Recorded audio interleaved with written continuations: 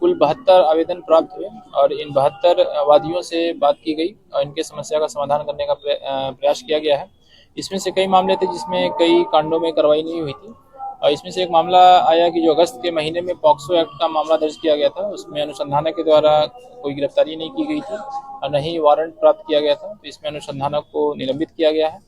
और कुछ और भी केसेज आए हैं जिसमें अनुसंधान में विलंब का कारण की शिकायत आई थी। इसमें अनुसंधानकों को निर्देशित किया गया है कि त्वरित गति से कार्रवाई करें। इस बैठक में अनुमंडल पुलिस पदाधिकारी और थानाध्यक्ष रक्सौल भी उपस्थित थे और जो इनसे संबंधित मामले हैं इनको त्वरित गति से उसको समाधान करने का निर्देशित किया गया है। और ये जनता दरबार जो है वो का क्रम जो है वो लगातार जारी रहेगा और हमारे अग्रिम भ्रमण कार्यक्रम से आपको पूर्व में ही अवगत करा दिया जाएगा। कौन सा मामला था जो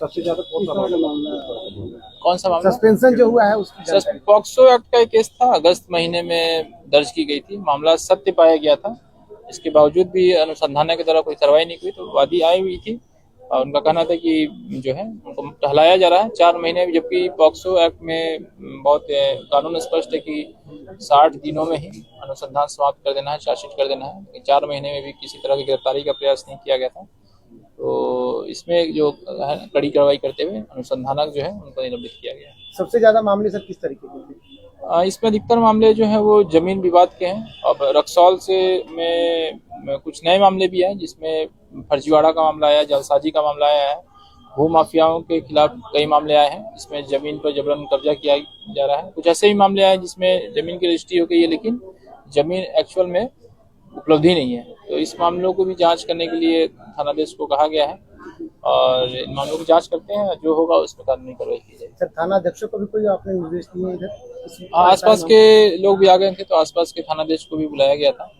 और उनको भी सेंसिटाइज किया गया है कि जन सुनवाई को गंभीरता से लें, मामला छोटा हो या बड़ा हो, पब्लिक की बात सुने, उनकी शिकायतें सुने और उसका समाधान करने का प्रयास करें। चोरी के मामले बाइक वगैरह थोड़ा ज्यादा बढ़ रहे हैं, उसको लेकर के भी कुछ? अभी हाल में रक्सौल में कई चोरी के घटनाओं का उद्भेदन किया गया है।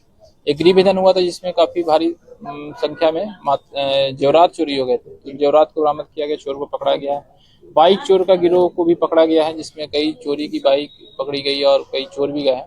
और जिले भर में भी आप देख रहे हैं कि जेसीबी चोरी का कांड का उद्भेदन हो या ट्रक चोरी कांड का उद्भेदन हो या बिजली तार जो चोरी करने वाले चोर उनको पकड़ा गया है। मोबाइल टावर के जो बैटरी चोरी कर लेते हैं उन चोरों को भी पकड़ा गया है। तो अंतर जिला अंतर राज्य जो गिरोह है, चोर गिरोह, उनको लगातार पकड़ा जा रहा है और बाइक चोरी की जो घटना है उस पर भी लगाम लगाने का प्रयास किया जाएगा। लगातार सर जो नशा गिरोह के जो सदस्य सक्रिय हो गया, लगातार छापेमारी की पकड़ी जा रही है, तो आप देख रहे हैं कि लगातार कार्रवाई जारी है। आज भी करीब जो है 7 से 8 किलो चरस जो है हरैया थाने में पकड़ा गया, गांजा भी लगातार पकड़ा जा रहा है और टैबलेट्स और जो इंजेक्शंस जो है, जो भी हम लोग को सूचना मिल रही है सभी पे कार्रवाई जारी है।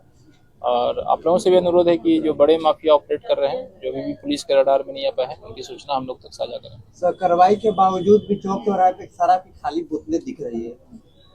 अब ये तो इंडिविजुअल मामला आप जो बता रहे हैं, अगर ऐसा मामला है तो उसको रिपोर्ट करिए, उसमें आगे जांच करके कार्रवाई की जाएगी। सर ऐसा जो थाना प्रभारी जगह नशा कारोबारियों को पकड़ते हैं, अगर उनको समाहित किया जाए तो और मनोबल बढ़ता है। बिल्कुल समाहित किया जाएगा और आप अगर इस अभियान में सहयोग करेंगे तो